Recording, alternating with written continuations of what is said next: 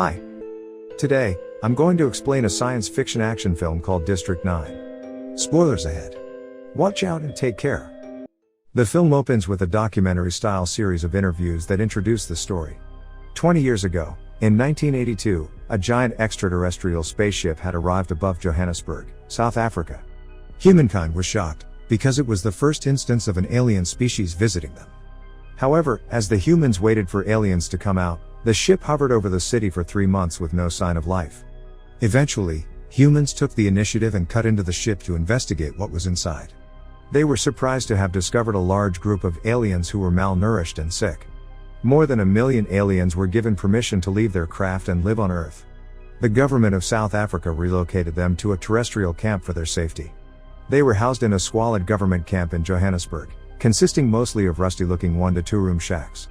However, over the years, the camp turned into a slum because of overcrowding and militarization. Currently, the place is known as District 9.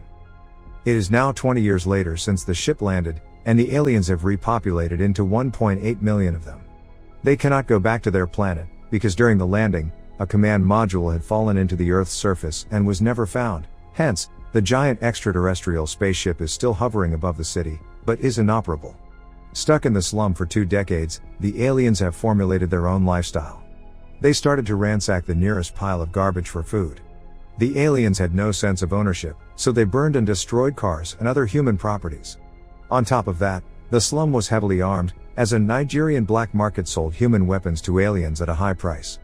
A massive black market is set up between the aliens and a Nigerian gang of criminals led by a half-paralyzed psychopathic man named Obasanjo. Obasanjo's gang sold to them canned cat food, which happens to be liked by the aliens. In addition, interspecies prostitution was also encouraged. The aliens have learned to speak and understand English, and are good at communicating with humans. However, they do not possess any leadership qualities or functions. It is later assumed that a plague may have wiped out all of the leadership caste. Soon the Nigerians start to get fed up with the aliens. After 20 years, they have put up signs in the park and shops, banning them from entering. A derogatory term prawn comes into fashion, referring to the bottom-feeding sea creature they resemble. Humans begin to riot and protest, to remove the prawns from Johannesburg. The locals begin to complain that the government is wasting too much money on this filthy creature. The aliens are being called the ignorant lawbreakers, who bleed resources from humans. Patience over the alien situation among the people of Johannesburg has run out. Following the dispute between the aliens and locals, the government hires Multinational United, MNU, a private weapons manufacturer company, that shows little regard for the aliens' welfare. The aliens also have weaponry of their own, which are engineered in a biological manner, making them unusable for humans. The MNU does research on such alien ammunition. The MNU is tasked to relocate the aliens from District 9 to a new camp outside the city. An MNU field operative named Wikus van der Merwe is made the commander of the mission. Wikus and a team of soldiers are sent to District 9 to make the prawns sign a contract of evacuation. With his assistant, and a soldier, Wikus goes house to house in District 9.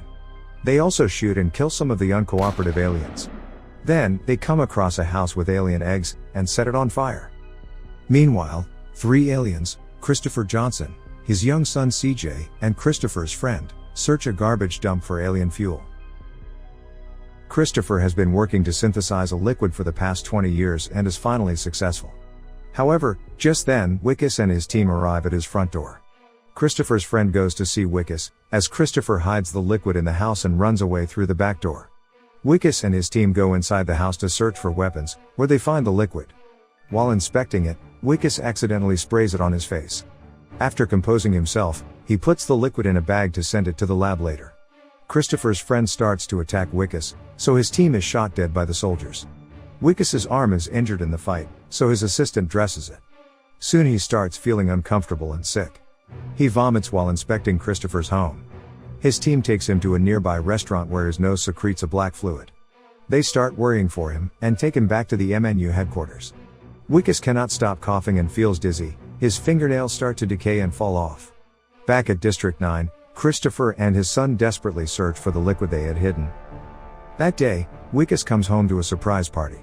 As he is about to cut the cake, he vomits black substance all over it. The guests are disgusted. His wife takes him to the doctor.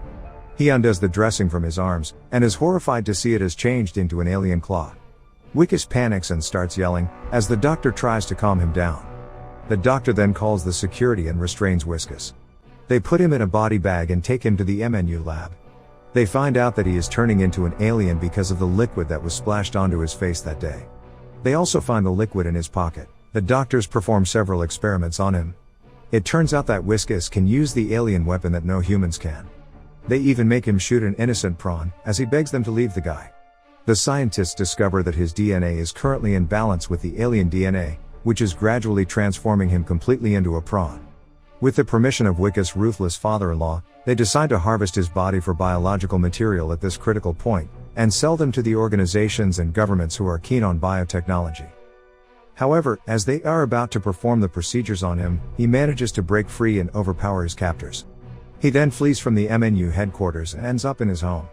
But the MNU agents are already there looking for him. He goes to a nearby restaurant where he sees himself on the news.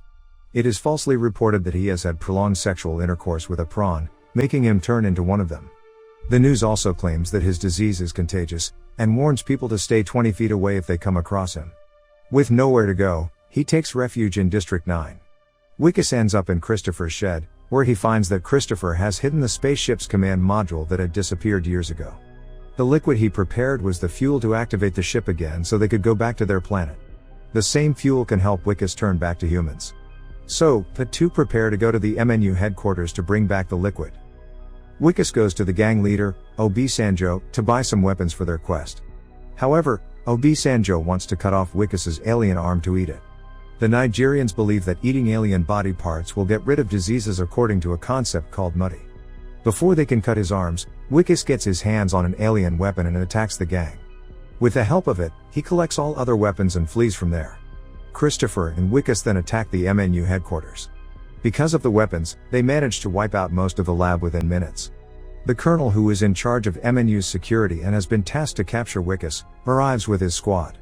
Wickes finally finds the liquid, but just then, Christopher finds his fellow alien in the lab. He had been experimented upon by humans. The soldiers get inside the lab and start firing at them. The two beat the walls and manage to flee from there.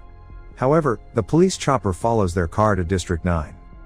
Christopher and Wickes are now in his shed, where Christopher reveals that he has to save his people first, only then he will transform Wickes. Agitated, Wickes hits him with a log and knocks him out. He then powers up the ship himself. Wickes gets in it and flies the ship while the whole world watches in awe. However, when the craft is mid-air, it is knocked out by an MNU missile. The soldiers arrest Wickes from inside the ship, while Christopher's son, CJ, hides. Just then, the soldiers are attacked by Obi-Sanjo and his men. After an intense fight between them, Wickes is captured by Obi-Sanjo.